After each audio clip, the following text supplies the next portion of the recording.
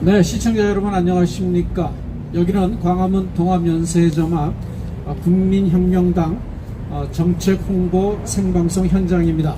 오늘 이 방송은 국민혁명당 TV를 통해서 생중계되고 있고, 또 오늘 많은 우리 애국 유튜버들께서 이 현장에 자리를 해주고 계십니다.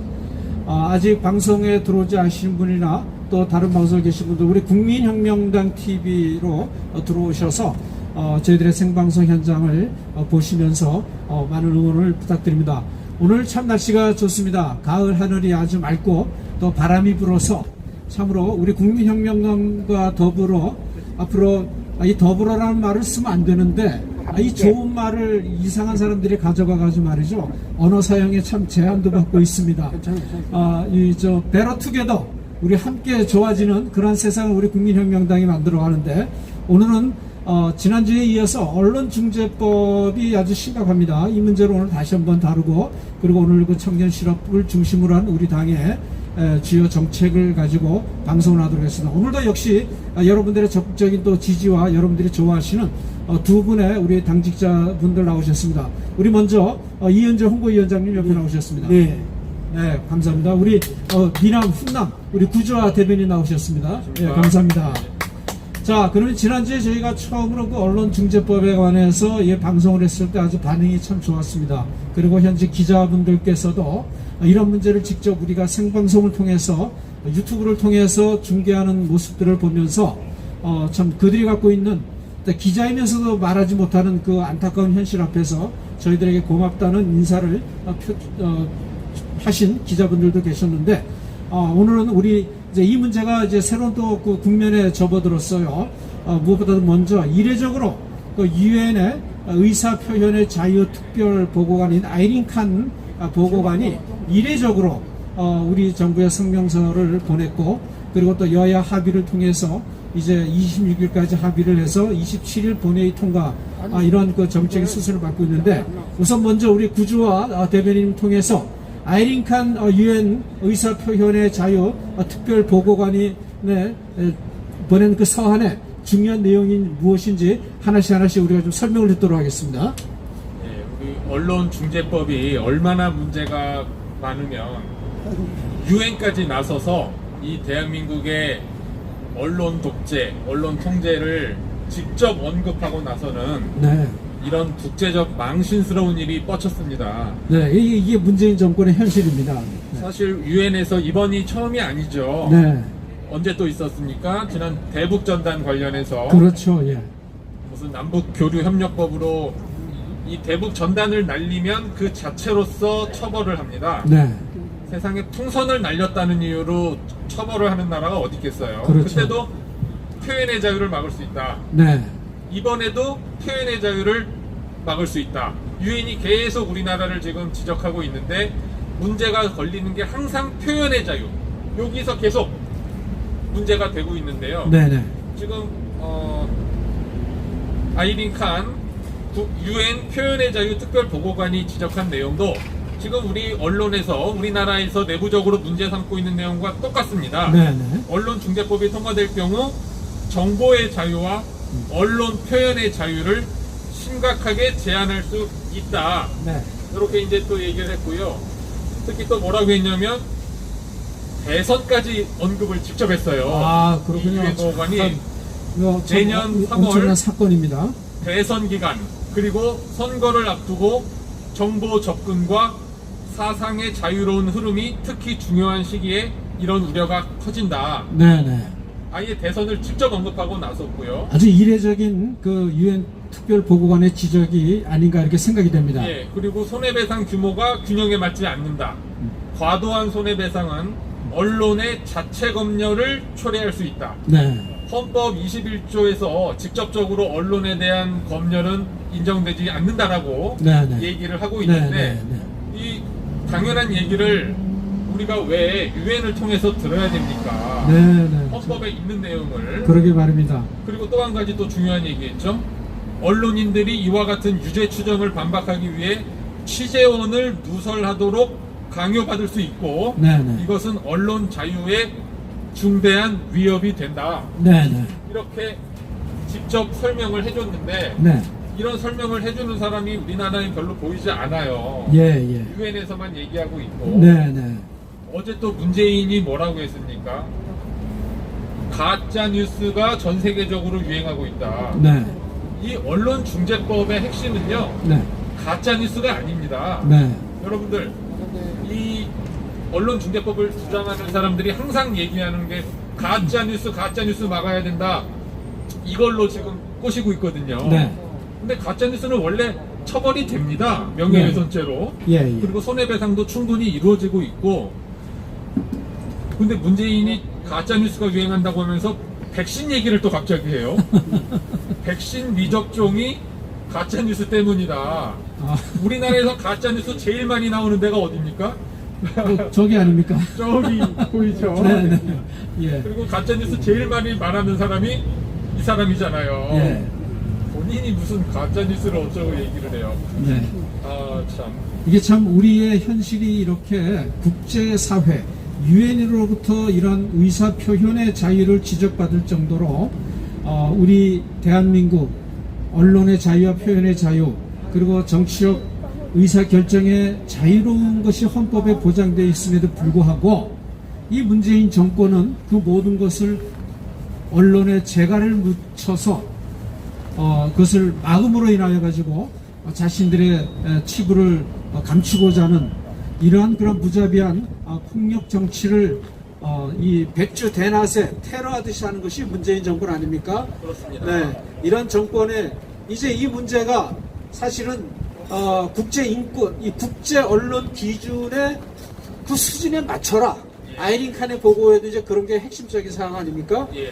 우리 언론의 자유의 문제를, 표현의 자유를 국제 기준에 맞추지 못할 정도로 그러한 전 근대적인 이러한 그 전체주의 국가에서나 나올 수 있는 언론 중재법이 개정안이 나왔다는 것 자체가 우리나라의 민주주의, 이 문재인 정권의 민주주의 수준을 백일하에 드러내는 것이 아닌가 이렇게 생각이 됩니다. 예, 그래서 제가요, 그럼 도대체 이 언론중재법 문제가 뭐냐? 국민들이 뭐 그냥 표현의 자유를 제한할 수 있다. 저쪽에서는 가짜뉴스 막아야 된다. 이러니까 이제 헷갈리는 거거든요. 그렇죠. 이게 뭐가 중요한지 이제 헷갈리시는데 그걸 제가 정확하게 말씀드릴게요.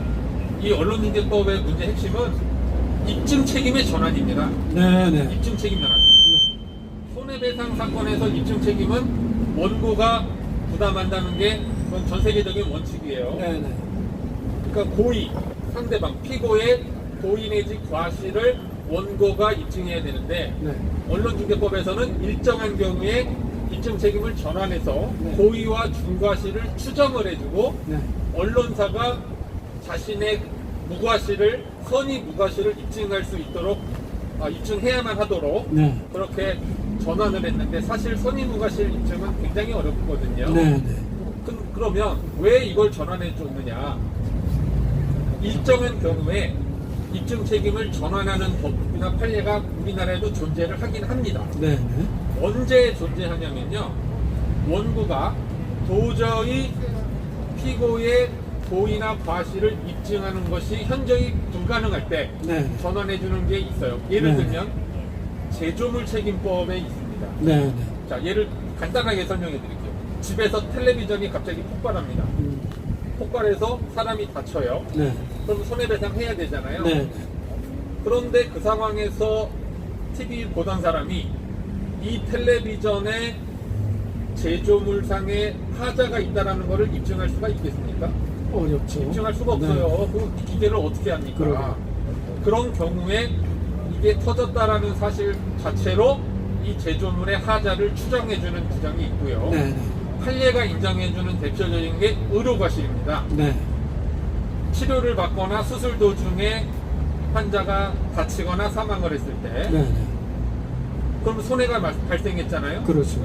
이거를 의사나 병원에 책임을 물을 때 의료진이 잘못했다는 것을 어떻게 입증하겠습니까? 네네. 지식도 없고 접근성이 없는데 네. 그래서 의료사고의 경우에도 일정한 경우에는 입증 책임을 전환해 주는 경우가 있습니다. 네네. 근데 언론 경우에는 입증 책임을 전환해 줘야 될 이유가 없어요. 네. 왜냐?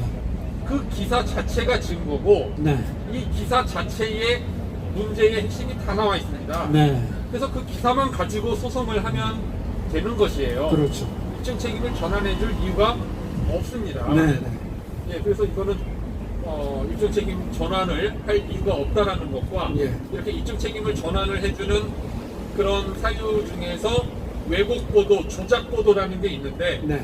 과연 조작 보도라는 게 무엇을 조작 보도라고 하는가에 대해서 개념이 모호합니다. 그렇죠. 예. 그리고 아이린 칸도 그 문제를 얘기하고 있어요. 네, 네. 개념이 모호하다. 네. 그래서 굉장히 그런 법 자체가 모호하게 규정되어 있는 네. 그런 문제도 있다라는 걸 예, 말씀드리겠습니다. 이번에 그 언론중재법의 독소조항 가운데 하나가 이제 그 기자에 대한 구상권 청구 아닙니까? 예. 그 고의, 중과 실이 명백할 때 그때 구상권을 이제 명시할 수 있는데 사실 이게 기자 입에 자물쇠를 잠그는 거와 똑같은 건데 이게 현행 민법상 또 가능한 얘기 아닙니까? 민법상 청구할 수 있지 않아요? 그럼요. 원래 조작, 허위 사실을 보도해서 그런 정신적 피해를 입히면 네. 원래 위자료 청구가 가능합니다. 네, 현재도 네, 네. 다 하고 있고요. 네. 실제로도. 예. 그럼 그럼- 위자료 액수는 판사의 재량이기 때문에 그렇죠. 충분히 그런 불법성에 따라서 위자료를 거액으로 매길 수가 있어요. 예. 근데 굳이 5배로 더 증거를 했죠. 네네. 이런 것이 이제 그 기자에 대해서 이 재갈을 불리고 자물쇠를 잠그게 하는 그러한 아주 독소 조항이 아닐 수가 없습니다. 그럼 위축되는 거죠. 그렇죠, 언론의 예. 자유가 위축되고 네. 보도를 할까 말까 망설이게 되는 그렇죠, 예. 그런 점에서 여기 계신 기자분들 얼마나 취재를 잘할 수 있겠습니까? 정말 팩트를 보도해야 되는 상황 속에서 그것이 본인의 현장의 판단을 심각하게 요구하는 사항이 된다고 볼 때는 정말 고민이 안 될 수가 없는, 그래서 기자 스스로도 취재에 제한을 받을 수밖에 없는 그런 심리적인 압박을 주는 그런 독소조항이 아닌가 생각이 됩니다. 자, 이처럼 유엔에서 이렇게 특별 보고관의 보고를 통해서 우리 언론 개정법, 이 중재법의 문제점이 심각하게 드러나고 또 아이린 칸은 거기에 대통령의 그 답변을 촉구한다라는 그런 얘기도 있었는데 뭐 아직 대통령 답변이라는 게 국제적으로 공식적으로 나온 건 없는 것 같습니다. 자, 우리 이은재 홍보위원장님, 지금 이게 지난 8월 30일 날에 강행 통과를 하려고 하다가 이제 박병석 의장이 여야 합의를 주문함에 따라서 30일 날 이제 여야 간의 절충을 통해서 한 달간 유예하고 26일까지 합의를 해서 27일 날 이제 본회의 통과하는 그런 일정안이 제시되지 않았습니까? 자, 이 여야 간에 앞으로 이 문제가 어떻게 될 것 같습니까? 제가 볼 때는 근본적으로 이 언론중재법이 나온 근본의 문제가 있습니다. 사회주의 국가나 이제 전체주의 국가, 쉽게 말하면 독재 국가죠. 네. 독재 국가의 특징이 있습니다. 그게 네. 뭐냐면 일단 언론 보도가 다 제한이 됩니다. 그 다음에 이제 그 자유시장 경제의 기업 네. 활동이 이제 제약이 되죠. 네. 그리고 가장 중요한 게 이제 사람들이 모여서 집회 시위를 못하게 하는 겁니다. 네. 그리고 또 이 자유로운 종교 활동, 네. 그러니까 그 공산주의와 반대되는 네. 그런 이념 활동이죠, 종교 예, 활동이. 그래서 이 네 가지를 제압하면 그 사회는 사회주의 국가, 네. 독재 국가로 이제 보는 거죠. 네. 근데 지금 현재 우리나라 이 형태를 볼 때 현재 집회 시 코로나로 막고 있지 않습니까? 네, 못하죠. 그 다음에 이 사회 경제를 완전히 그 공산주의, 사회주의 경제로 자유시장 경제를 바꿔가고 있죠. 네. 그래서 자영업자들이라든가 이런 그 자본가, 쉽게 말하면은 기업, 이런 내용들을 이제 전부 다 차단을 합니다. 네. 그 다음에 이제 이 코로나를 통해서 종교활동, 네. 또 집회를 못하게 하고, 네. 이거는 이제 다 성공을 했어요. 네. 그런데 한 가지 안 되는 게 뭐냐면 언론입니다. 예를 들어서 조국 사태라든가 네. 정경심이라든가 예. 또 뭐 김경수라든가 네. 언론만 아니었으면 문재인 정부가 자신들을 따르는 충신들을 충분히 보호할 수 있었습니다. 네. 그런데 이 언론 때문에 저들이 지금 현재 자신들의 어떤 그 충신들, 네. 이 사람들이 너무나 이 보호를 못 받고 있다 생각을 한 거죠. 네. 예를 들어서 지금 현재 이 언론중재법의 핵심이 뭐냐면 바로 추정입니다. 추정. 네. 다시 말하면은 지금까지는 이거 있지도 않았던 건데 전 세계의 어느 국가든지 어떤 나라든지 선진국은 네. 추정에 관련된 내용에 그런 손해배상이 없어요. 네. 다시 말하면은 비판 언론을 이렇게 유축을 시킬 목적으로 네. 선진국이 없는 법안을 지금 만들고 있다는 거죠. 네. 그 중에 괴물이죠, 가장 괴물. 그 중에 가장 첫 번째가 뭐냐면 고의 중과실 추정 조항이에요. 네. 자, 고의 중과실 추정 조항이라고 하는 이 조항은 추정입니다. 추정 어디까지나. 네. 그러니까 내가 이거 어떤 손해를 봤다 네. 하고 추정이 되면 바로 손해배상 걸 수 있다는 얘기죠. 네. 자, 그러면 이런 식으로 나오면 예를 들어서 최순실 예. 최순실의 그 태블릿 PC 이런 것들은 전부 다 추정 보도였거든요. 네. 바로 보도한 사람 중과실에 의한 그런 그 어떤 법적 조치가 들어가게 네, 되면 그렇죠. 자유롭게 어떤 보도가 안 되는 거예요. 네. 그래서 이거는 네. 어떤 의미에서 본다면은 명확성이라는 것, 그 예. 명확성의 원칙에 위배되고 네. 추정이라는 거는 다 정치적 의도를 갖고 하는 거 아닙니까? 네. 그렇다면은 객관성을 확보할 수 있는 근거가 없는 거에다가 그렇죠. 결국은 특정한 의도를 가지고 언론을 자기들이 핸들링하겠다. 네. 이런 정치적인 의도를 노골적으로 보여준 이게 독소조항 가운데 독소조항입니다. 그럼요. 네. 이거는 있을 수가 없는 게 네. 추정이라는 게 뭐냐면 여와 야가 생각이 다르고 네. 진보와 보수가 생각이 달라요. 네. 그러면 언론이 보도를 하게 되면 평가는 시민과 국민이 하는 겁니다. 그렇죠. 그런데 그렇죠. 이미 보도하기 전에 이미 자신들의 입맛에 맞는 보도만 해라. 네. 그렇지 않으면은 이것은 가짜 뉴스다. 네. 그러니까 뭐 대통령 입에서 가짜 뉴스 얘기가 나오니까 네. 더 이상 할 말은 없어요. 예. 진짜 대통령이 가짜 뉴스를 판단하는 기준을 판사가 해야 될 거를 대통령이 다 해버린다니까요. 그러니까 이게 지금 현재 청와대 진짜 언론중재 악법을 지금 만들어가고 있다는 얘기죠. 그렇죠. 예. 네. 자, 여기서 이제 정정보도가 이제 독소조항 가운데 하나인데, 모든 정정보도는 원시보도와 같은 시간, 그런 분량 크기로 해야 된다. 자, 기사가 뭐, 예를 들어서, 한 300자 정도 들어간 그런 단의 기사라면 정정보도도 그렇게 해야 되는데, 이게 말이 되는 얘기입니까? 그러니까는 5분, 예를 들어 어떤 기사가 3분 내지 5분 이렇게 보도를 하지 않습니까? 네. 하나에. 그럼 정정보도 보통 이렇게 화면에 띄우잖아요. 네. 몇 월 며칠자 이거는 네. 정정합니다. 이렇게 자막으로 쭉 글자로 큰 화면 나오는데 네. 이걸 5분 동안 띄우고 있어야 된다는 얘기예요. 똑같이. 네. 사실상 너무 과한 이거는 이제 뭐 과도한 그 편집권 침해죠. 그럼 시청자가 예, 예. 보다가 결국 채널 돌릴 거 아닙니까? 예. 그거. 적정한 분량 그 읽을 수 있을 정도의 분량이어야 되는데 네. 너무 과도한 측면이 크죠. 그렇죠. 만약에 그것을 또 법정에서 판결하게 한다면 이거 해외 토픽감이 아닌가 싶은데. 방송 사고죠, 사실. 그렇죠. 뭐 이런 정도의 독소조항들을 가지고 한국 언론의 자유를 침해하고 재갈을 물림으로 인해서 언론을 말살한다는 것. 사실 이런 것은 파쇼 정권에서나 볼 수 있는 그러한 일들인데, 자, 지금 여야 간에 이제 이 문제를 가지고 이제 앞으로 합의를 해나가는 게 사실은 쉽지 않죠. 네네. 지금 이제 민주당의 경우에는 이제 새벽 4시에 법사위를 강행 통과시킬 정도로 이 법안 거기다 통과되기 전에 국민의힘 야당이 빠지는 거기다 명백한이란 단어까지도 집어넣어서 도둑질한 거 아닙니까, 그죠? 집어넣었던 걸 뺐거든요. 네, 그렇죠. 그 단어는 뭐 크게 중요한 것 같지는 않아요. 제가 그래도 그렇게 도둑질해가면서까지 이 네. 법을 통과시킨 사람들이 과연 얼마나 양보할 것인가? 그러면서 윤호중 더불어민주당 원내대표가 초점을 분산시키기 위해서 이 지배 소유권 방송에 언론의 지배 소유권 문제, 그다음에 인터넷 문제 등등 여러 가지를 다 포괄적으로 다루겠다고 하는데, 여기에 대해서 국민의힘은 초점이 분산되니까 여기는 독소조항 중심으로 가야 된다, 이렇게 이야기를 했어요. 벌써 이걸 보게 되면은 이게 양측 간의 여야 간의 합의가 쉽지만 않을 것이다, 뭐 이렇게 예상할 수 있을 것 같아요. 근데 어차피 합의 안 되면 결국에는 다수의 힘이 네. 이길 수밖에는 없을 것 같고요. 그렇죠. 절대로 포기하지 않을 겁니다. 저들은 네. 문재인과 조국 수호라는 네. 그 최대 목표를 위해서는 네.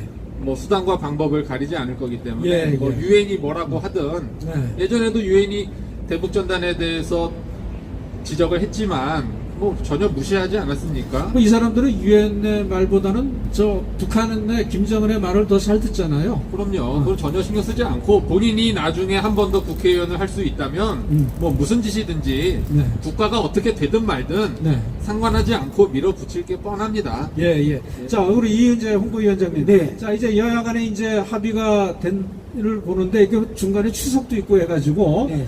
얼마나 이게 정말 합의를 위한 노력을 할지 모르겠지만은 네. 지금 이 상황에서 지금 야당 역할도 제대로 못하고 있는 이 더불어민주당의 이준대라고 하시는 국민의힘 네.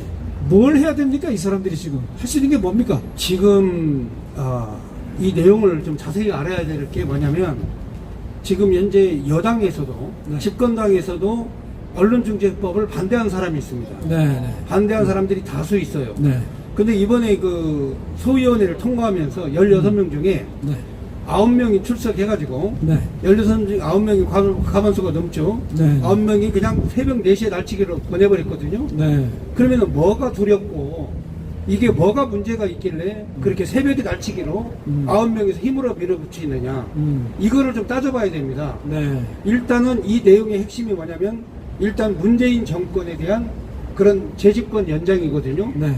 그런데 이 재집권 연장을 목적으로 하고 있기 때문에 무리수를 둡니다. 네. 그런데 이게 도리어 여야 간에 강력한 반발이 생기게 되면 문재인 정권 말기에 최대의 위기가 될 수 있는. 그렇죠. 예. 만약에 이게 이제 물론 지금은 그 국회의장이 합의해가지고 가져와라 하면서 9월 26일인가요? 네, 26일인가로 지금 현재 넘어갔지 않습니까? 그러면 이제 마지막에 현재 해야 될 일이 뭐냐면 독소 조항에 대한 합의가 안 되면 네. 표대결로 갈 거란 말입니다. 그렇죠. 그러면 여당 가운데에서도 이거에 대한 반대 여론이 상당히 높습니다. 네. 이게 왜 높냐면은 우리나라의 권력 구조가 현재 문재인 정권이라는 권력 구조가 있고 또 하나는 언론이라고 하는 언론 카르텔이라는 권력 구조가 있어요. 네. 그러니까 언론 카르텔이라는 권력 구조 안에 현재 포함되어 있는 의원들도 많이 있습니다. 네. 그리고 이것을 공식적으로 반대하는 그런 야당도 있고 네. 그러니까 언론의 힘과 네. 현재 문재인 정부와의 대결로 가는 겁니다. 예. 그러니까 이제 그때까지 계속 이것이 언론의 힘과 문재인 정부의 대결로 가게 되면 네. 권력 말기에 언론의 세력들이 문재인 정부를 제압하는 목적으로 네. 국회의원들 몇 명만 지금 현재 반대하고 있는 국회의원들 있지 않습니까? 네. 그분들만 의사표시를 분명히 하게 되면 표결에서도 네. 이게 통과가 안 될 부결될 가능성이 굉장히 많습니다.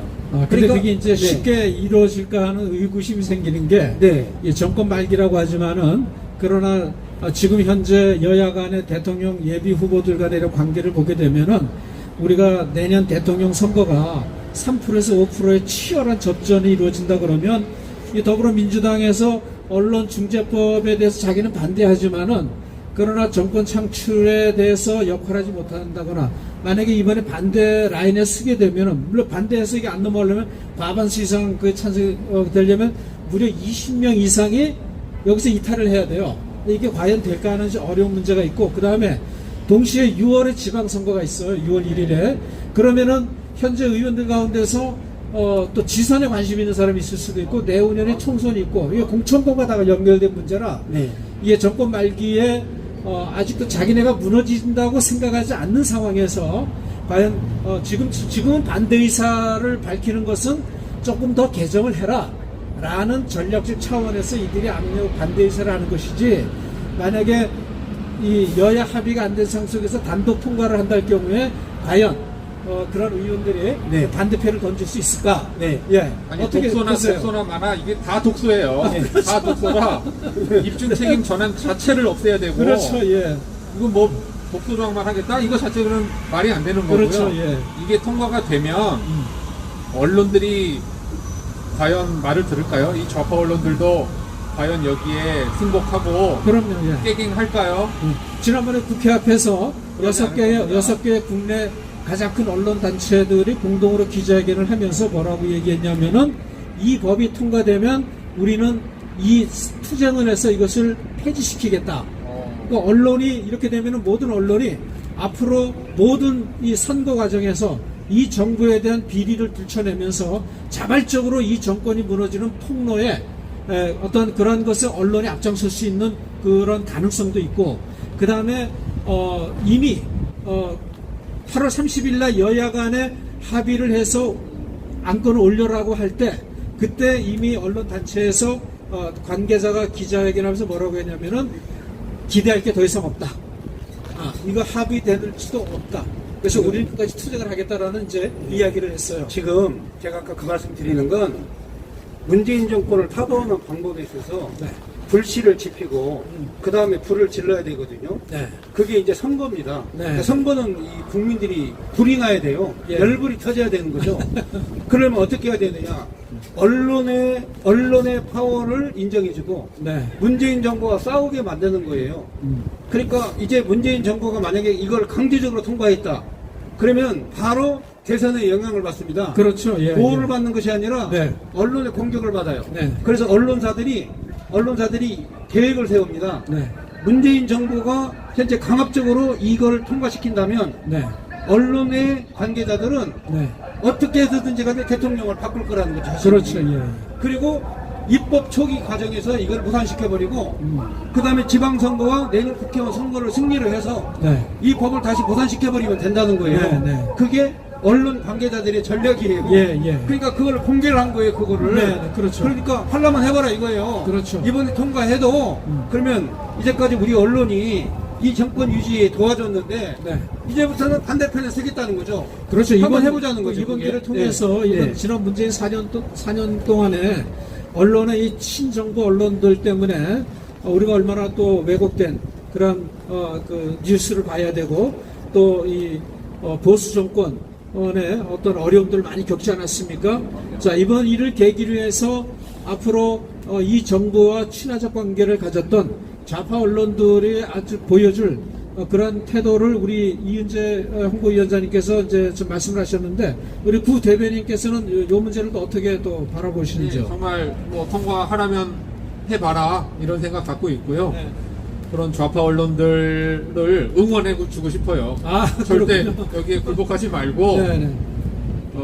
민노총도 돌아섰죠. 네네. 어제 네. 투쟁 선언하지 않았습니까? 네. 이제 언론들도 돌아설 거고 절대로 자기들이 원하는 대로 되지 않을 겁니다. 이 정부가 항상 탄압하는 게 결국 표현의 자유예요. 네네. 대북전단도 표현의 자유, 집회, 시위도 표현의 자유, 그렇죠. 언론도 표현의 자유. 우리 예배도 다 표현의 표현. 자유를 막는 거 아닙니까? 네. 그래서 국민들 정말 이제 정신 정확하게 차리고 이들이 우리의 입을 막으려고 합니다. 입을. 우리의 입은 살아있는 것이고 네, 네. 어떤 말이든 하고 싶은 말 다 할 수 있어야 되고 대통령도 네. 본인 얘기했잖아요. 욕하고 싶으면 해라 자기에게. 네네. 자기가 말해놓고서 자기 욕했다고 이렇게 고발하고. 고소 직접 했잖아요, 문재인이. 자기가 직접 고소한 대통령은 아마 전 세계 역사상 최초 아닐까요? 그러게요. 자기가 말하라고 허락해놓고 자기 욕했다고 고소하고 이게 도대체 뭡니까? 이게? 인류 역사에 아마 처음이자 마지막일 예. 민주주의 사회에서는 예. 자기를 비판했다고 해서 국민을 직접 고소한 네네. 유일한 대통령으로 남을 예. 정말 쪽팔린 예. 문재인. 우리가 그런 대통령과 함께 살고 있는데 참 우리 국민들이 정말 대단합니다. 인내심도. 그러나 네, 대단해요. 내년 3월 9일 더 이상 참지 마십시오. 완전히 바꿔야 됩니다. 자, 언론의 자유, 표현의 자유, 의사의 자유, 집회의 자유, 결사의 자유, 예배의 자유. 우리 헌법이 보장하고 있는 모든 자유가 지금 유린당하고 있는 시대에 우리가 살고 있습니다. 여러분, 1인 걷기마저 우리가 경찰 봉쇄에 의해서 탄압을 받는 걷는 자유마저 우리가 지금 구속당하는 이러한 사회, 이제 더 이상 여러분 우리가 어떻게 이 사회에서 살 수 있겠습니까? 언론중재법 뿐만이 아닙니다. 우리의 걷기의 자유마저 방해하고 내일 또 이곳에 우리의 예배의 자유마저 방해하는 이 정권의 물리력이 이곳에 엄청 집중되지 않겠습니까? 한 말씀 해주시죠. 지난 2주간 주일에 광화문 일대에서 국민들이 자발적으로 나와서 유튜브 예배를 각자 드렸고 네. 평화롭게 정말 질서정연하게 드렸습니다. 뭐 앞으로 계속 이러는 합법적이고 네. 경찰도 사실 이걸 막으려고 나온 거는 아니고요. 네. 혹시라도 있을지 모를 뭐 그런 사태에 대비해서 나온 것 같은데 네. 여기에 대해서 전혀 연연할 필요 없이 그렇죠. 우리가 뭐 자유입니다. 이거 예. 불법도 아니고 예. 범죄도 아니니까 네, 네. 각자 자발적으로 얼마든지 나오셔서 예. 예배에 참여하고 각자의 자유를 마음껏 누릴 누리십시오. 수 있고 예. 우리 신앙의 자유와 종교의 자유에 포함되는 일입니다. 네, 그리고 네. 내일 이제 여기 나와서 또 봉사시 경찰 여러분들 가운데 기독교를 종교로 갖고 있는 분들이 많이 계시잖아요. 그러니까 여러분들 그냥 여러분들도 그 자리에서 유튜브 켜서 정광훈 목사님 설교 들으세요. 여러분들 주일 예배 드려야 되잖아요, 그죠? 주일 성수를 잘 하시고 또 혹시 예수 믿지 않는 사람들 그 들으면서 마음에 감동이 오면 여러분 또 영혼의 구원을 위한 그런 또 은혜가 또 내릴 줄 믿습니다. 자, 우리 이은재 네. 홍보위원장님 목사님이신데 네. 그동안 또 오후에 이 광화문에서 또 예배를 또 해오지 않으셨습니까? 네, 네, 네. 자, 내일 예배에 관한 예배의 자유에 관한 이야기를 네. 마지막으로 한 말씀 해주시죠. 네.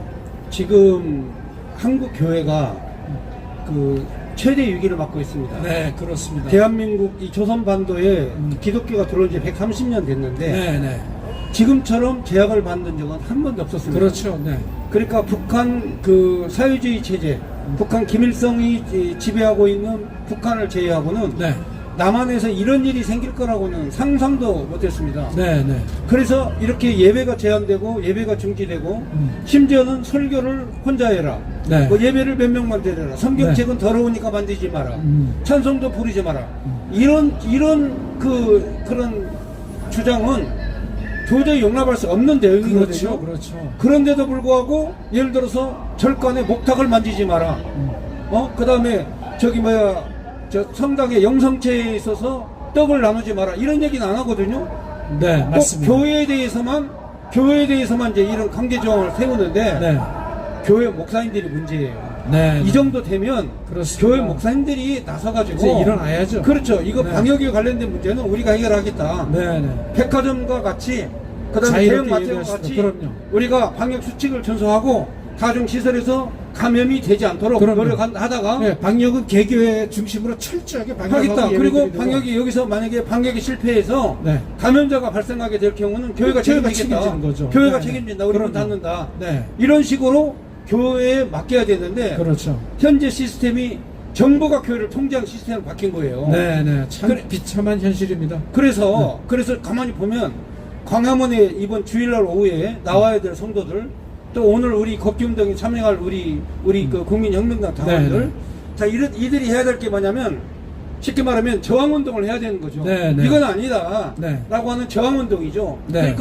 그러니까 교회가 폐쇄됐어요. 네. 그럼 예배는 드려야 될 거 아닙니까? 그렇죠.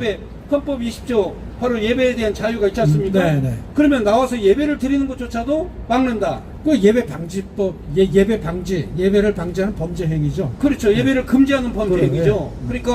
그러니까 이 표현의 자유에 대해서 네. 강력하게 의사표시를 해야 되려면 네. 광화문에 나와야 돼요. 그럼요. 나오십시오. 네, 나와가지고 어느 사회적 거리 두고 앉으면 그럼요. 지금 현재 노숙자도 길거리 앉으면 처벌을 못해요. 네, 네. 노숙자도 그렇습니다. 우리가 노숙자처럼 앉으면 되는 거예요. 그냥 그럼요. 앉아서 하나님 앞에 찬송하고 예배 드리면 네. 되는 거예요. 이 이게 저항이죠. 이 이게 기도와 예. 찬송의 소리로 가득 찰 때 이 예. 나라에 대한 하나님의 축복이 임할 줄 믿습니다. 두려움이 저희가, 오죠, 두려움. 저희가 복사기 예. 때문에 이런 얘기할 예. 수밖에 없는데 예. 요즘 이 정권의 이 탄압과 관련해서 제가 예배와 관련해서 늘 마지막에 사용하는 성경 구절이 있습니다. 예레미야서 46장 3절 말씀. 너희는 작은 방패와 큰 방패를 예비해서 나가서 싸우라 그랬습니다. 자, 예배의 자유, 표현의 자유를 위해서 큰 교회든 작은 교회든 이제는 준비해서 광화문에 나와서 함께 싸웁시다. 예배는 싸움으로 쟁취될 수 있는 것입니다. 네로 시대 때도 그랬고 무솔리니 시대 때도 그랬고 히틀러 때도 그랬습니다. 그 어떠한 악독한 정권과 전체주의와 파쇼주의도 예배를 위한 투쟁에서 이겨본 정권이었습니다. 문재인 정권 이제 막을 내릴 때가 됐습니다. 언론의 자유를 탄압하고 표현의 자유를 탄압하는 언론중재법과 같은 괴물법이야말로 조지 오웰의 1984년에 나오는 빅브라더가 아닐 수가 없습니다. 자, 저는 이 자리에서 여러분 방송을 하면서 제가 공개적으로 말씀드립니다. 9월 27일 날 더불어민주당이 국회에서 언론 개정법을 통과시키고자 할 때 저는 국회 앞에 나가서 1인 시위를 할 것을 약속합니다. 저와 함께 1인 시위 하실 분들 9월 27일 국회로 오십시오. 제가 그날에 1인 시위를 하겠습니다. 자, 이제 이상으로 우리 언론 중재법에 관한 우리 정책 토론을 마치고 이어서 우리 청년 실업과 그리고 그 문제를 중심으로 한 우리 당의 정책에 관한 이야기를 잠깐 나누도록 하겠습니다. 우리 이동호 총장님 밖에 계십니까? 우리 커피만 사주고 가셨네요. 그러면 이제 남은 시간 잠깐 우리 더 이야기를 좀 나누도록 하겠습니다. 자, 이제 청년 실업 오늘 우리 이제 여러 가지 각도에서 정책 제안도 했습니다만, 자, 이 청년 실업의 이 재교육 문제가 굉장히 중요하지 않습니까? 또 산업 구조가 전반적으로 변환이 되는데, 현 정부가 산업 구조가 전반적으로 변환되는 과정에 맞춰서 미래지향적인 청년들의 재교육과 직업훈련 교육 프로그램이 현재 구체적으로 마련되어 있지 않아요. 제가 조금 전에도 성명서에 얘기했지만은 새해 예산에 20조의 돈폭탄을 쏟아붓는데 이게 전부 다 그런 교육과는 관련 없는 돈들이에요. 다 대통령 선거를 할 선심용인데, 자, 이에 대해서 우리 구주아 대변인께서는 어떻게 보시는지요? 제가 뭐 항상 얘기했듯이요. 이 정부는 싫어합니다. 네. 뭘 싫어하느냐?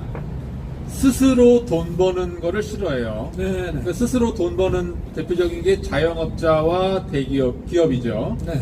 그러니까 자영업자와 기업을 계속 없애는 정책만 하고 있고, 네. 그럼 자영업자와 기업이 없어지면 취업 자리가 당연히 없어지겠고, 그렇죠. 청년들의 일자리도 없어지고, 네. 취업을 못하게 되고, 실제로 20, 40대 일자리는 계속 줄어들고요. 네. 50대, 60대, 70대 이상의 일자리는 늘어나는데, 네. 그 늘어나는 일자리는 사실상 그건 일자리라고 보기도 어려운 그런 거예요. 단순 노무직이죠. 제가 산책하다 보면은 여성분들 몇 분이 세 분 조끼 두르고 띠 두르고 안심 거리라고 하면서 네. 그냥 자기들끼리 얘기하면서 또 산책하더라고요. 네, 그게 네. 일자리라는 거예요. 네. 그렇게 하고 돈을 줍니다, 세금으로. 네, 네. 그러니까는 우리가 정확하게 알아야 될 건 뭐냐?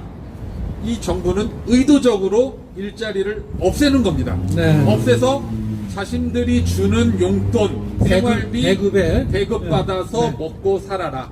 우리에게 의존해야만 먹고 살 수 있는, 네. 독립할 수 없는 그런 존재로 사람을 전락시키는 것이 바로 이 정부의 목표라는 것이죠. 북한 정권처럼 정부가 주는 배급에 의존해서 길들여지는 거죠. 그게 제가 국민대회 때 2달 전에 말했던 네, 바로 네. 문재인이 꿈꾸는 세상. 바로 네. 뭐냐? 기생충입니다. 기생충. 그렇죠. 예. 속된 말로 사람을 기생충으로 만들어버리는 이 문재인의 사악한 의도와 목적, 계획이 여기에 있다라는 것이죠. 사람 중심의 사회를 만든다는 것도 심각한 그 철학적 문제가 있는데, 이제는 사람도 아닌 기생충 중심 사회를 만드는 그래서 거군요. 문재인이 기생충 영화를 좋아하는 거예요. 짜파구리 먹었잖아요. 괜히 좋아하는 게 아닙니다. 그 내용이 뭡니까? 사람이 열심히 일해, 그 불법적인 일이지만, 네. 어쨌든 잘 먹고 잘 살아보려고 노력하다가 쫄딱 망해서 결국 기생충이 돼버렸죠. 네. 굉장히 비극적인 영화거든요. 그렇죠. 저 그 영화 보고 느꼈어요. 도대체 이 영화가 말하고자 하는 게 뭐야? 노력하지 말고 포기하고 그냥 기생충처럼 살라는 건가? 굉장히 맞습니다. 암울한 영화입니다. 그렇죠. 예. 사실 참 굉장히 암울하고. 예. 근데 문재인, 김정숙 제일 좋아하잖아요. 네, 너무 좋다. 네. 이거는 뭐. 대한민국 국민 그렇게 만들고 싶다는 거죠. 그게 네. 불행한 결과인데 문재인이 볼 때는 이게 해피엔딩인 거예요. 해피엔딩. 네, 너무나 해피한 거죠. 예. 기생충이 되는 세상. 네. 자, 우리 그 국민혁명당에서는 이제 이러한 소득주도 성장과 최저임금제 등으로 인해서 무너진 한국 경제, 특별히 이제 중소기업들이 다 무너지고 지금 현재 자영업자들도 약 45% 정도가 폐업에 들어가는 그런 수순에 놓여 있는데, 이러한 그 경제를 회복시키기 위해서는 우리는 이제 기업주도 성장을 지금 강조하고 있지 않습니까? 자, 우리 이동호 이제 총장님 드디어 오셨습니다. 자, 우리 이렇게 청년 실업 문제를 해결하는 것은 결국은 소득주도 성장이 아니라 결국은 기업이 중심이 되는 경제 체제를 운영함으로 인해서 일자리를 창출해야 된다는 것이 우리 국민혁명당의 희망 공약 아닙니까? 자, 이에 대해서 한번 좀 말씀을 해주시죠. 우선 소득주도 성장은 이제 실패한 이론입니다. 아시지만 이미 베네수엘에서 실패했고, 브라질에서 실패했고, 미국에서도 이미 시애틀에서 실험을 했거든요. 그래서 소득주도 성장의 주요 내용은 저소득층을 위해서 임금을 올리면, 그리고 그들의 소득이 늘어나니까 그리고 경제가 회복되지 않겠냐는 논리인데요. 사실은 그것은 그 마차가 말을 끌겠다는 얘기인데 네. 그래서 시애틀 실험에 이미 실패했어요. 그 시애틀에서 어떻게 했냐면은 시급이 시급이 7,500원 하던 것을 15,000원까지 올렸습니다. 네. 근데 그 결과 해보니까요, 오히려 그 임금 소득자들, 특히 그 최저임금으로 사는 분들의 소득이 훨씬 떨어져 버렸어요. 네. 왜냐하면 기업들이 임금을 갑자기 올리니까 고용을 안 해버린 겁니다. 그래서 네. 일하는 시간, 총 시간이 줄어들어서 그들 소득이 이미 줄어들었어요. 그래서 이미 실패한 실험을 한국에 갖고 들어왔고요. 네. 그 다음에 결국은 가장 중요한 거는 사람을 채용하는 건 누굽니까? 기업입니다. 그리고 좋은 일자리도 기업에서 나옵니다.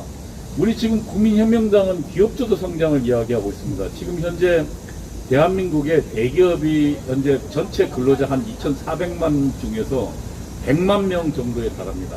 네. 만일 우리가 지금 국민혁명당의 공약처럼 대기업을 10배로 늘린다면 약 1,000만 명 정도가 대기업에 대기업에 종사할 수 있게 됩니다. 그리고 대기업이 근로자가 1,000만 명이라면 이들과 상대하는 서비스업 또한 굉장히 수준이 높아질 것이고요.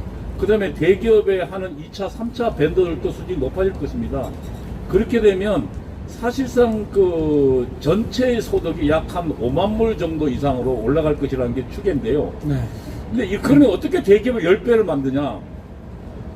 이 문제에 대해서는 우리 정광훈 당대표께서 여러 가지 지난 10년 넘게 고민을 하셨더라고요. 그리고 실제로 이스라엘이나 미국에 사람을 보내서 알아봤고요. 가장 중요한 건 대기업은 기술과 혁신에서 나옵니다. 네. 네. 그러면 기술이 있고 혁신이 있으면 되거든요. 네. 대한민국에 그런 기술 혁신이 있어요. 그러면 이들이 그러면 기술과 혁신이 있다고 되는 것이 아니고 이것을 가지고 기업으로 만들어야 되거든요. 가장 중요한 건 초기 투자입니다. 아무리 좋은 아이디어가 있고 좋은 기술이 있더라도 초기에 돈 한 푼 넣는 사람이 그걸 기업으로 만들 수 없잖아요. 네. 이건 이제 미국에서 엔젤 투자라는데 우리 정감사는 이런 계획이 있습니다. 뭐냐면 현재 기업이나 혁신 아이디어가 있는 사람들을 박람회 같은 걸 개최하는 겁니다. 정기적으로. 네. 그러니까 우리 당이 요청하든지 해서요. 그래서 거기에서 투자 관계자들도 오라고 정부 관계들 와서 거기에 좋은 기업이나 아이디어가 있는 사람을 사는 거예요. 주식을. 네. 그러면 그 젊은이는 그 자기 아이디어만 가지고도 실제로 만약 수억에서 혹은 좋은 기술 같은 100억 정도를 그 투자를 유치할 수 있습니다. 그러면 그 친구는 그 아이디어만 가지고 바로 기업을 할 수 있겠죠. 그러면 정부가 그 다음 뭐 합니까? 이들이 기업을 하려면 여러 가지 컨설팅도 해줘야 되고 재무 관리도 회사 관리를 해줘야 되거든요. 그런 것들을 정부가 보조해 주는 거예요. 그렇게 네. 되면 아이디어가 있고 지금 대한민국 아이디어 많습니다. 그리고 기술도 많고요. 우리 지금 정부 투자 기업 가보세요. 기술 넘쳐납니다. 그럼 그 기술 있고 아이디어 있고 초기 투자에 우리 아이디어가 있으면 저는 지금 현재 대한민국에 예를 들면 삼성 같은 기업 우리가 앞으로 10개, 20개 만들 수 있다고 생각합니다. 그러면 한번 생각해 보세요. 현재 우리 100만 명인데 1000만 명이 지금 대기업이 다닌다 생각해 보세요. 2,400만 국민 전체 소득이 늘어나는 겁니다. 저는 이런 아이디어는 지금 그동안은 저희가 사실은 3만 불까지는 남은 거 뺏겼습니다. 대한민국이. 아시지만 일본 거 뺏겼고요. 그 다음에 미국 거 뺏겼고 독일 거 뺏겼습니다. 그런데 이제 우리도 선진국에 들어갔기 때문에 더 이상 뺏길 수 없어요. 그러면 우리만의 방식이 필요한데 정광훈 목사가 주장하는 것은 사실은 우리가 너무나 상식적으로 알 수 있는 얘기지만 이것을 전면적으로 제기하는 겁니다. 기업이 주도하게 하자. 그러면 기업이 주도하기는 막는 건 누굽니까? 결국은 민주노총이고 규제고 지금 정부입니다. 그렇죠. 그들이 막지만 않으면 우리 대기업에 이런 투자를 할 수 있도록 만들면 우리는 지금 얼마든지 그런 기술도 있고 아이디어도 있고 능력도 있고 돈도 있단 말입니다. 그래서 정광훈 목사대로 가면 기업주도 성장으로 가면 우리는 지금 현재 대기업을 10배 이상으로 늘리고 1,000만 명이 대기업에 다니는 그런 정말 시대를 만들 수 있습니다. 네, 맞습니다. 그러면 세계 최일국으로 우리가 갈 수 있다는 얘기죠. 예. 그런 점에서 이제 해외에 나가 있는 기업들이 국내에 다시 유턴해서 들어올 수 있는 그렇죠. 그러한 것에 대한 대책까지 다 세워놓으면은 그로 인해서 일자리가 더 창출이 되고 그리고 우리의 기술과 자본이 해외에 뺏기지 않는 그런 또 플러스 요인이 있습니다만 자 우리 구 대변인님 이 청년 일자리 창출 문제와 관련해서 우리 국민혁명당의 12대 공약 가운데 하나가 전군의 대학화예요. 예. 그러면 제가 이제 이 얘기를 왜 하냐면은 지금 군대가 있는 청년들 또 이제 복학 준비하기 위해서 또 군대에 있는 청년들에게 이 산업 구조의 변화에 따른 4차 산업혁명 시대의 AI라든가 IT 등 여러 가지 분야에 관한 교육을, 직업 교육을 군대에서 미리 훈련시키는 이런 시스템을 도입을 해서 이 군대를 마치고 나와서 대학에 가서 공부를 하든 아니면 사회 진출에 취업을 할 때 이러한 것들이 정군의 대학화라는 우리의 공약 사업과 같이 비교해 볼 때 어떤 효과가 있을 거라고 생각합니까? 당연히 군대는 정말 소중한 시간이고 네. 대학 가다가 군대 갔다가 다시 복학을 하는데 그 과정에서 학업이 끊기지 않습니까? 네. 근데 군대 저도 갔다 왔지만 저녁 시간이든 얼마든지 주말이든 효율적으로 쓰면 네. 공부를 할 수 있고 자신의 지식과 능력을 키울 수 있는 시간이 있어요. 네. 그래서 이거를 잘 핸드폰만 줘가지고 게임만 하게 하지 말고 네네. 교육을 시켜서 네네. 자신의 능력을 개발할 수 있는 시간을 부여를 하면 정말 좋을 것 같다는 생각이 충분히 들고요. 네네. 제가 한 가지 마지막 말씀드리고 싶은 건 이 소득주도 성장이 얼마나 말이 안 되냐. 이걸 원인과 결과를 뒤집어 놓은 겁니다. 그렇죠. 예. 성장이 돼야 소득이 일어나는 건데 거꾸로 하면은 이게 성장이 될 거다. 이게 얼마나 말이 안 되냐면 제가 한 가지 항상 예를 드는 건데 우리가 밥을 먹으면 배가 부르지 않습니까? 네. 원인과 결과입니다. 밥을 먹으니까 배가 부르다. 이걸 거꾸로 해보세요. 배가 부르니까 밥을 먹는다가 됩니다. 배가 부른데 밥을 먹으면 어떻게 됩니까? 배 터져 죽죠. 아주 간단한 거예요. 예. 여러분 이거 생각해보세요. 배가 부르니까 밥을 먹는다. 이거 바보죠, 바보. 그렇죠. 예. 소득주도 성장 바보예요, 바보. 원인과 결과를 뒤집어 놓은 엄청나게 이건 유치원생도 다 할 수 있는 바보. 이것만 딱 생각하시면 됩니다. 빨리 나라와 뒤집어 국민, 엎어야 나라와 되고. 국민을 바보로 만든 정책인데 여러분 자 소득주도 성장에 대해서 또 예, 말씀 소득주도 더 말고 네. 그건 제가 아까 한참 했으니까 네, 네. 이게 군의 대학화는 그렇죠. 예. 지금 현재 이스라엘이 어떤 정책을 하고 있냐면 이스라엘이 지금 군대에 들어가면 거기서 그 직업 교육을 시켜요. 그리고 여러 가지 기술 교육을 시키거든요. 네. 그래서 이스라엘에 있는 청년들은 그 시기에 이스라엘 배웠던 직업이나 기술들을 가지고 창업을 해요. 그리고 창업을 도와줍니다. 그래서 사실은 청년 창업가들이 주로 군대에 제대하는 사람들이 많이 나옵니다. 그러니까 이스라엘이 청년 창업이 굉장히 늘어나는 거죠. 여러분 아시지만 20대가 지금 20대 초반이 다 대학 가잖아요. 그 시기가 얼마나 중요한 시기입니까? 그리고 머리도 팽팽 돌아가고 가장 열정적으로 공부하고 일할 시기잖아요. 지금 근데 우리는 군대는 그 시간은 전부 죽이는 시간이 되잖아요. 네. 근데 우리 지금 국민혁명당의 공약 보면 그게 죽이는 시간이 아니라 살리는 시간으로 가자. 되자는 거죠. 네, 네. 그리고 또 하나 이것입니다. 여러분 지금 앞으로 군대도요 몸으로 때우는 게 점점 줄어듭니다. 이제 몸으로 때우는 게 별로 없어요. 아시지만 이번에 아프가니스탄에서 지금 테러범들을 지금 뭡니까 폭격을 했는데 그게 어디서 했냐면 미국 본토에서 드론 가지고 했어요. 그러니까 지금 AI나 드론을 이용해서 미국 본토에서 조정해서 아프가니스탄 수억 마리 아프가니스탄에 있는 테러범을 잡았단 말입니다. 바로 지금 앞으로의 군대는 결국은 기술이 중요하고 그러니까 공부가 중요합니다. 그렇죠. 그러면은 군대도 발전됩니다. 이 군대를 대학화하면 네, 또 네. 하나 그 시기에 우리 젊은 청년들이 낮에는 열심히 군대 복무하고 또 쉬는 시간이나 저녁 시간을 이용해서 공부를 하게 되면 군대에도 도움이 되고 자기 학에도 도움이 되지 않겠습니까? 그렇죠. 네. 그리고 군대에서 배운 것을 학점을 인정해주면 나중에 대학 와서도 그만큼 공부하는 시간 짧아지지 않겠습니까? 그러면 그렇습니다. 예, 군대도 높아지고 또 그 젊은이에게 그 시간을 공부하는 데 활용하니까 좋아지고 네. 그래서 우리 사회가 전체적으로 좋아지는 이런 훌륭한 제안 이 국민혁명당 집권 한번 해봐야 안 되겠습니까 여러분? 맞습니다. 맞습니다. 자, 이 국가가 성장하기 위해서는 인적 자원이 굉장히 중요합니다. 군대에 있는 기간, 단순한 국방의 의무 또를 완수하는 기간으로서만 끝나는 것이 아니라 오늘 이렇게 4차 산업혁명 시대에 AI 등 해서 그런 첨단 기술에 관한 교육과 훈련을 받을 수 있는 그런 시스템을 군대에 도입하면요 청년 실업 문제도 해결할 수가 있습니다. 그렇죠. 자, 우리 지금 이제 방송 시간이 마무리할 때가 됐는데 제가 마지막 멘트를 하기 전에 우리 지금 우리 시민 한 분 쪽으로 잠깐 나오시겠습니까? 시민 자유 발언 시간을 한 2분 드리겠습니다.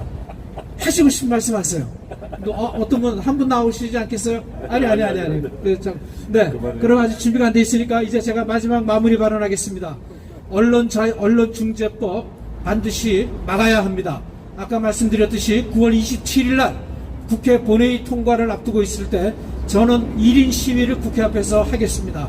두 번째, 청년 실업 문제, 우리가 국민혁명당이 반드시 미래 비전을 펼쳐가면서 전군의 대학화라는 우리 국민혁명당의 공약과 그리고 기업주도 성장이라는 그 이 두 개의 공약을 통해서 청년 고용 100% 시대를 열어가도록 하겠습니다. 오늘도 저희들의 이 광화문 현장을 지켜주신 많은 관계자 여러분, 그리고 유튜버와 방송 관계자 여러분, 아울러 또한 이 방송을 보고 있는 우리 시청자 여러분과 애국시민 여러분, 우리 국민혁명당은 국민 여러분과 함께 베러 투게더 더 나은 세상을 향해서 우리 함께 걷겠습니다. 오늘도 우리는 걸으면서 청년 실업 해소를 위한 우리들의 그 구호를 또 외치고, 그러면서 앞으로 계속해서 매주 주말 이곳 동암면세점 앞에서 우리의 기자회견과 그리고 정책 홍보를 위한 생방송을 진행하도록 하겠습니다. 오늘 끝까지 자리를 지켜주신 여러분께 대단히 감사합니다.